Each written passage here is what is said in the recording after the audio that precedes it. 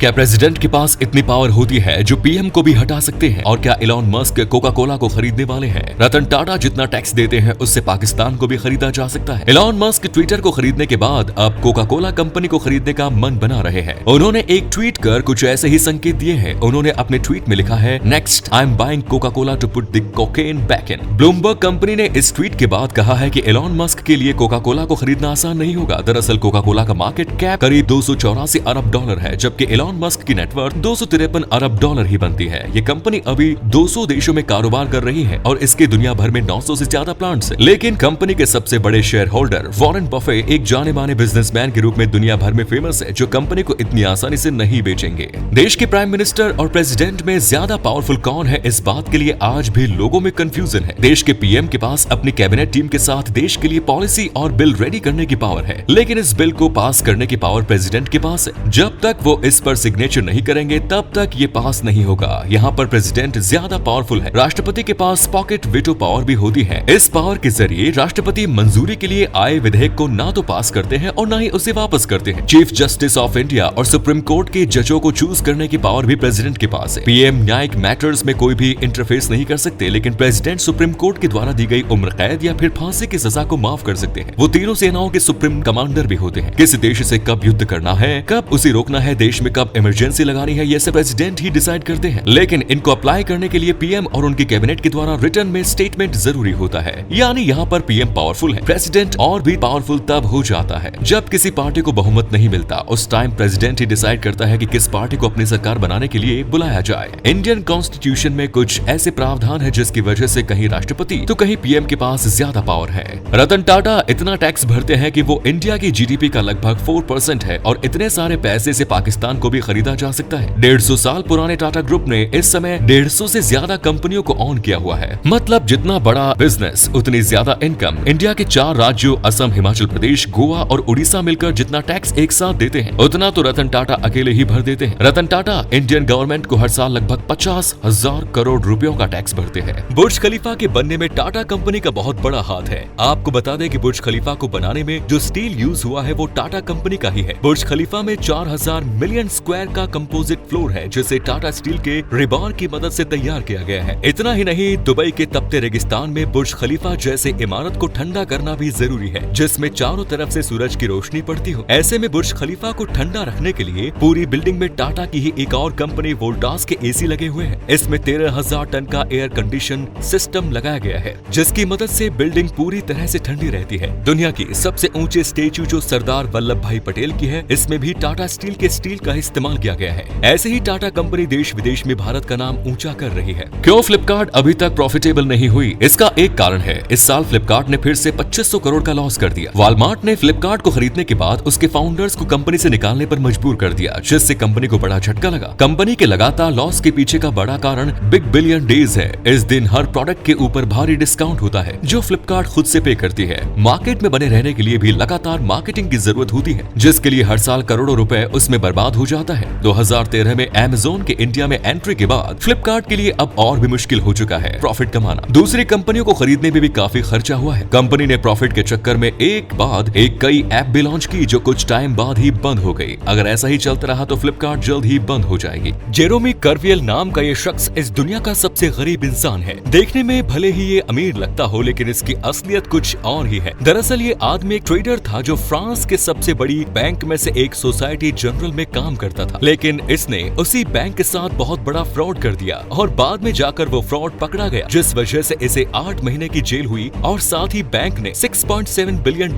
का जुर्माना भी ठोक दिया। 2 साल से ये आदमी एक भी जुर्माना नहीं चुका पाया है, क्योंकि इसके पास एक भी पैसे नहीं है बैंक को देने के लिए। इसीलिए इसे इस दुनिया का सबसे कंगाल आदमी कहा जाता है।